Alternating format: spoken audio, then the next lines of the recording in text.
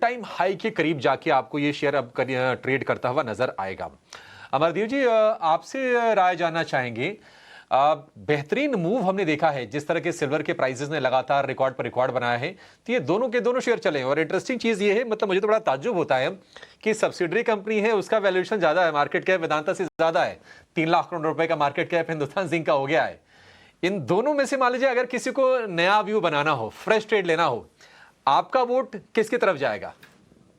मैं हिंदुस्तान जिंक को प्रेफर करूंगा, बिकॉज उसका कारण ये है कि हिंदुस्तान जिंक में एक तो ओवरऑल इस तरह की रैली चल रही है, और एक आपने सही कहा कि मेटल्स में और खास करके सिल्वर में जो रैली हुई है उसका भी डायरेक्ट बेनिफिशियरी हमें देखने को मिला। और दूसरी बात है कि हिंदुस्तान जिंक ने एक major level, technical major level तोड़ा है, जो सितंबर क्वार्टर ऑफ 2024 का जो हाई था 717, वो टूटा है।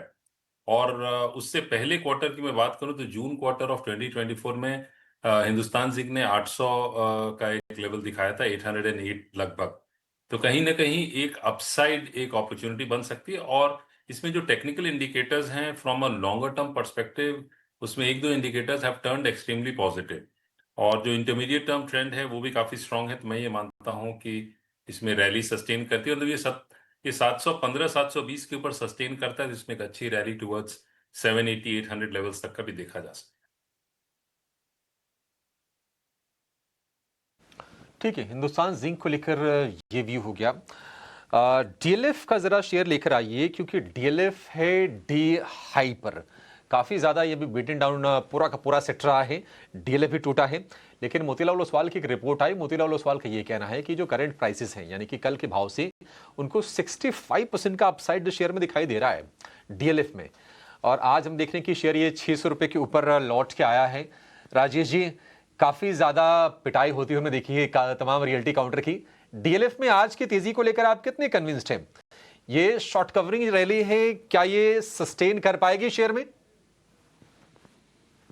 नहीं तो देखिए अभिषेक जी, आज रोल ओवर का भी यहाँ पे मूव के कारण भी स्टॉक में एक लोअर साइड से रिकवरी बनी है, लेकिन हमें लगता है कि अभी भी यहाँ पे वीकनेस तो है स्टॉक के स्ट्रक्चर में। और पूरे सेक्टर को ही देखें तो पूरा real estate as a sector में ही काफी बड़ी करेक्शन हमने पिछले कुछ हफ्तों में यहाँ पे रजिस्टर होते हुए देखी है। डीएलएफ के इंडिविजुअल सेटअप की बात करें तो 625 630 इसके लिए मेजर हर्डल है। जब तक वो क्रॉस नहीं होता है, ट्रेंड अभी भी नेगेटिव साइड पे ही रहेगा। ऑन द अदर हैंड, अगर ये स्टॉक में 595 के लेवल टूटते हैं तो फिर ये गिरावट और भी बढ़ सकती है।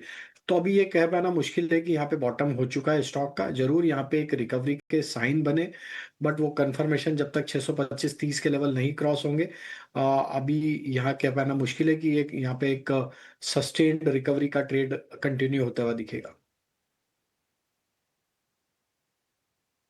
ठीक है, डीएलएफ को लेकर ये व्यू हो गया।